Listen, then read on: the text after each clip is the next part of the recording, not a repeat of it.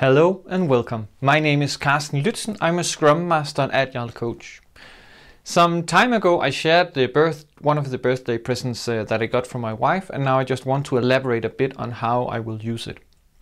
The idea is, if we are doing facilitation either in really big crowds or smaller crowds, it's often good to have one way to get the attention back to you or the person presenting or whatever we're doing, and help people to end their conversations or their discussions. But it shouldn't be where we just say, now stop, because that probably leaves some thoughts hanging inside the heads of the participants, and they need some closure to make sure that they can actively follow you and follow the workshop or whatever we are having.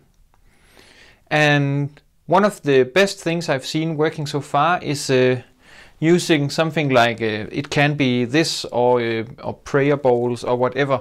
The idea is to have something that can make a noise with some sustain. And then as long as people can hear it, they're allowed to talk and finish what they're saying.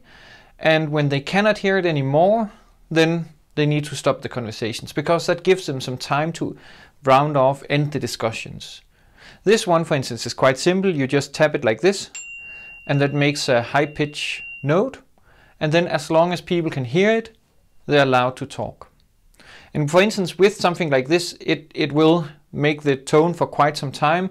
What you can do is to dampen it a bit by just putting this gavel here, and then you dampen it. And that reduces the time.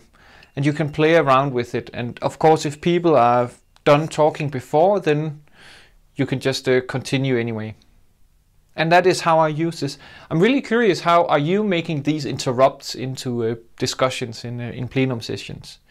And please share. That would be really awesome.